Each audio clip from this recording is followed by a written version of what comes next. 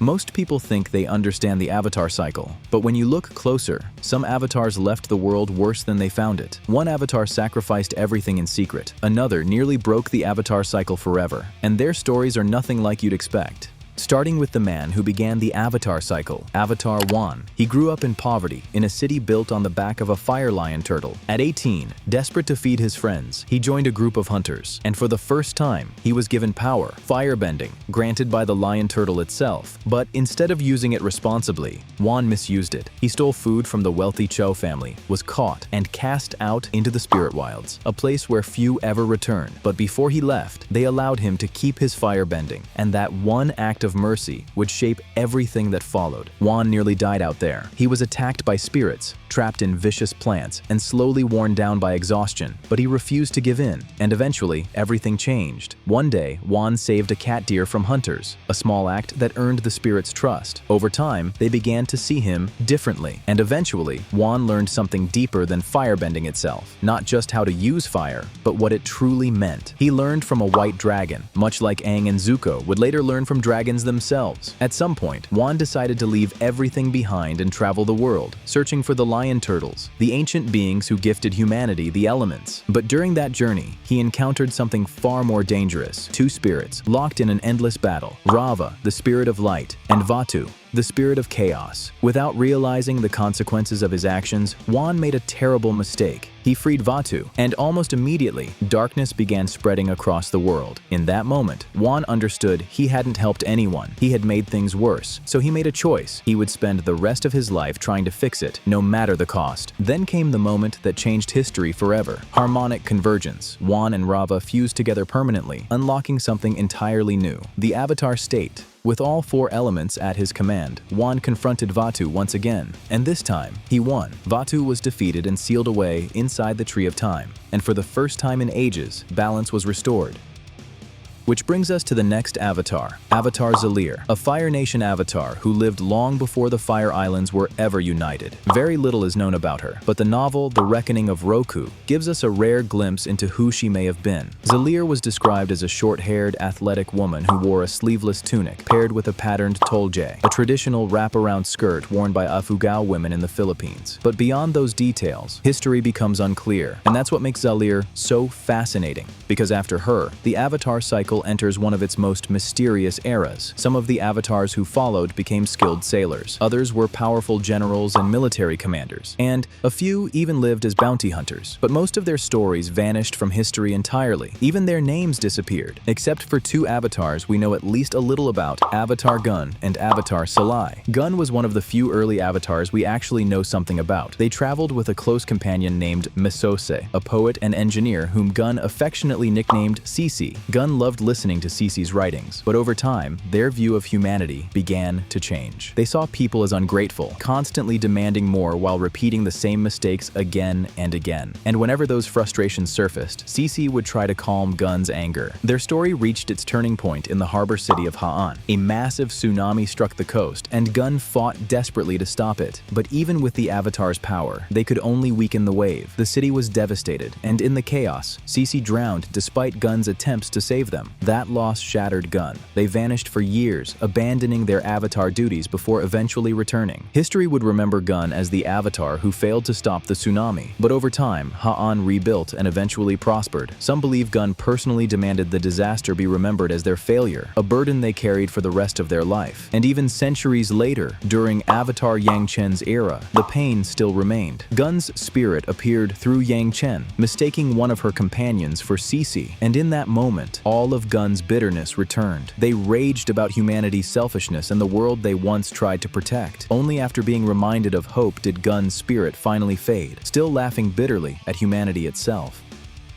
Following Avatar Gun came Avatar Salai, and unlike Gun, whose legacy was shaped by tragedy, Salai became one of the most celebrated avatars of his era. He was remembered almost like a holy figure. The water tribes honored him, the air nomads deeply respected him, and throughout the Earth Kingdom, Salai was admired as one of the greatest avatars of his time. But the Fire Nation viewed him very differently. They despised him. Very little about Salai's life has survived through history, but what remains is his reputation, a legacy so powerful that entire nations legends continued to admire him long after he was gone. Moving on to the next avatar, Avatar Sato. He's one of the few lesser-known avatars ever shown in the series, and in one brief moment, he was seen lava bending, possibly becoming the first person in history to ever use the technique. He was born during a chaotic period for the Fire Nation. Plagues spread across the nation, natural disasters devastated entire regions, and endless clan wars pushed the country closer and closer to collapse. But unlike many avatars before him, he chose a very different path. Instead of ruling through force, he joined the Fire Nation government as a simple junior minister, rejecting the special treatment normally given to the avatar. And through discipline, patience, and political skill, he eventually rose through the ranks to become Grand Advisor to Fire Lord Yosor. As Grand Advisor, he negotiated peace between the warring clans, stabilized the economy, ended corruption, and created relief programs for struggling farmers. He became known as a brilliant strategist and politician, even leaving behind writings like his famous Theory of Grain Distributions. And unlike avatars remembered for overwhelming power, he became legendary for restoring order through politics, patience, and careful statecraft. Eventually, he passed away and was reborn as the next avatar of the Western Air Temple.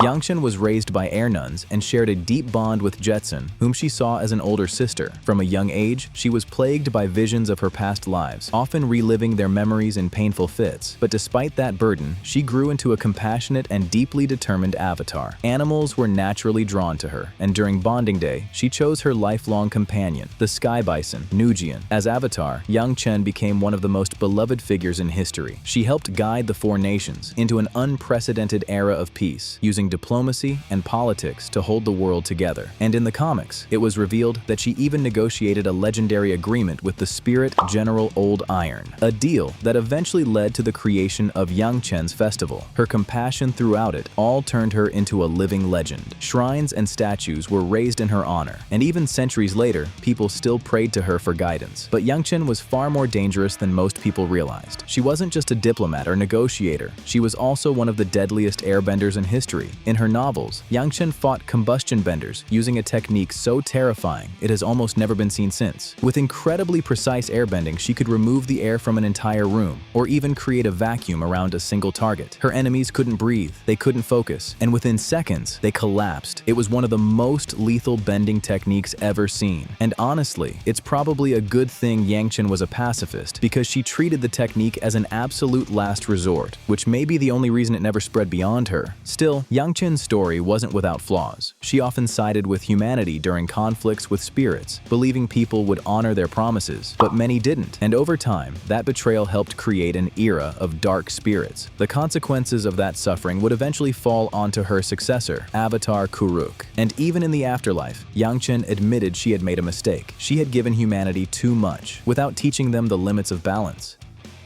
Avatar Kuruk's story might be one of the most tragic in the Avatar cycle. He was born in the Northern Water Tribe in 345 BG. Naturally gifted, Kuruk mastered all four elements at a young age, and alongside his closest friends, Jianzhu, Kelsang, and Heiran, he lived what seemed like a carefree life, filled with adventure. But while the world saw him as reckless and irresponsible, Kuruk was hiding something far darker. Behind the scenes, he spent years battling dark spirits that slipped into the physical world, and with every fight, he lost another piece of himself. The constant spiritual damage slowly weakened him, breaking both his body and soul over time. To escape the pain, Kuruk turned to distractions, alcohol and parties, anything that could help him forget what was happening to him. Eventually, people began to see him as a lazy avatar who didn't truly care about his duties. But the truth was far more tragic. And despite everything, Kuruk finally found something that brought him peace: love. During the New Moon Festival, he met Umi of the Southern Water Tribe. The two fell deeply in love and eventually became engaged, planning to marry at the Spirit Oasis. But on the night of their wedding, tragedy struck. Umi was dragged into the spirit world by Ko the Face Stealer, who sought revenge against Kuruk for his constant interference with the spirits. And from that moment on, Kuruk's life completely unraveled. Every year, he returned to the spirit world, searching for her, and every year, he confronted Ko again. But no matter how hard he fought, he failed every single time. The grief consumed him, and eventually, Kuruk died at just 33 years old, one of the youngest avatars in history. But even death didn't bring him peace. His spirit continued wandering the spirit world, forever searching for Umi. And after years of searching, he found Ko again. But when the moment finally came, Kuruk couldn't bring himself to kill him, because by then, Umi had already become part of Ko himself. And despite everything, Kuruk still loved her. When Aang later met Kuruk in the animated series, he openly admitted his regrets, but also his hope that future avatars would succeed where he failed.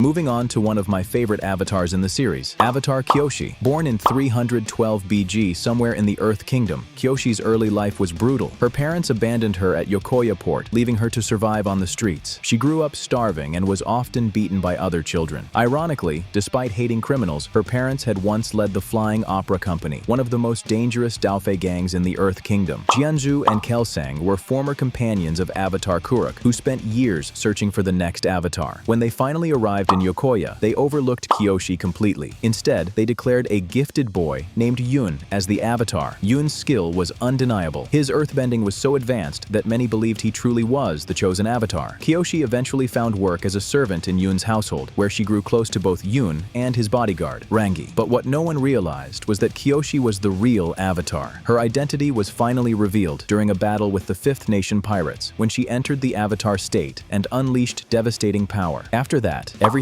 spiraled. Jianzhu betrayed Yun, leaving him to die in the spirit world at the hands of Father Glowworm. He did it to confirm Kyoshi as the true avatar. When Kelsang tried to protect her, Jianzhu killed him as well. Forced to flee, Kyoshi escaped with Rangi and eventually joined the Flying Opera Company. Over time, the two fell in love. But Kyoshi's path grew darker when she was forced to kill the warlord Shu Ping An in the avatar state, a battle that nearly cost her life. Later, Jianzhu captured Rangi, but before Kyoshi could confront him, Yun returned. He was alive, but no longer the person she remembered. Twisted by everything that had happened, Yun killed Jianzhu himself, and from that moment on, he became one of the Avatar's deadliest enemies. Kyoshi fought him multiple times, but their final confrontation ended with her freezing his heart and lungs, one of the deadliest techniques ever seen in the Avatar world. Despite the bloodshed, Kyoshi grew into one of the most powerful avatars in history. She founded the Kyoshi Warriors, separated Kyoshi Island from the mainland to stop Qin the Conqueror, and lived to the age of 230, making her the longest-lived avatar ever recorded.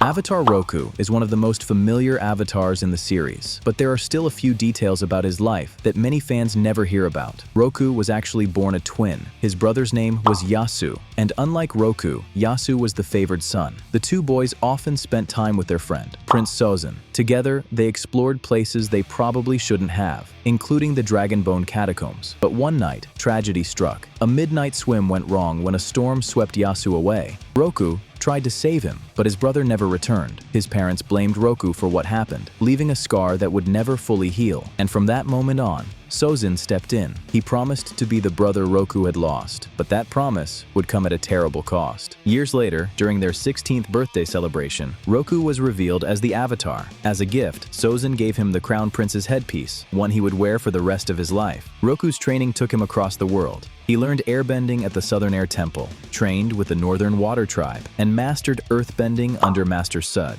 Along the way, he became friends with monk Gyatso, who would one day mentor Aang. He also raised a dragon named Fang as his lifelong companion. And, before completing his training, Roku nearly destroyed a fire temple while learning to control the Avatar state. Eventually, Roku returned home as a fully realized Avatar. He married his love, Ta Min, and reunited with Sozin, who had become Fire Lord. But the friendship that once saved Roku would eventually destroy him. When Sozin revealed his ambition to expand the Fire Nation into an empire, Roku stood against him. As a warning, he even destroyed part of the royal palace. But despite everything, he spared Sozin's life, a mercy that would cost the world dearly. Years later, Roku's home island erupted in a catastrophic volcanic explosion. He fought desperately to contain it, but the poison gases slowly overwhelmed him. As Roku struggled to survive, Sozin arrived. He had the chance to save his oldest friend, but he chose not to. Roku died alongside his loyal dragon, Fang.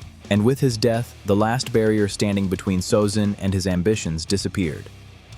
Quick pause. Shout out to Nav for subscribing. If you want to be next, comment I subbed. Let's continue. Next, we have Avatar Aang. Born in 12 BG among the air nomads, Aang grew up at the Southern Air Temple under the guidance of monk Gyatso. From an early age, he was regarded as a prodigy. By 12, he had already mastered airbending and invented the air scooter, making him the youngest airbending master in history. Life was simple. He traveled between the air temples, bonded with his flying bison Appa, and spent his days with friends. Then, everything changed. The monks revealed that he was the Avatar. and would soon have to leave behind the life he knew to begin mastering the other elements. Terrified of losing Gyatso and everything familiar to him, Aang ran away with Appa, but a storm forced him into the Avatar state. The two were frozen in ice for 100 years, and while they slept, the Fire Nation wiped out the air nomads. When Aang finally awoke, he discovered he was the last of his people. 100 years later, Katara and Sokka found him trapped in the iceberg. The world he returned to was consumed by war. As the Avatar, Aang spent the next year mastering the remaining elements and preparing for his final battle against Fire Lord Ozai. When Sozin's comet arrived, the two finally faced each other, but instead of taking Ozai's life, Aang used energy bending to remove his fire bending forever. With Ozai defeated, peace finally returned to the four nations. After the war, Aang and Zuko helped found the United Republic of Nations and built Republic City. He rebuilt the air temples, raised a family with Katara, and worked to preserve the legacy of the air nomads. Together, they raised 3 children, Bumi, Kaya, and Tenzin. But the century he spent trapped in the iceberg came at a cost. The strain shortened his life, and at just 66 years old, Aang passed away and was reborn as the next Avatar, Korra.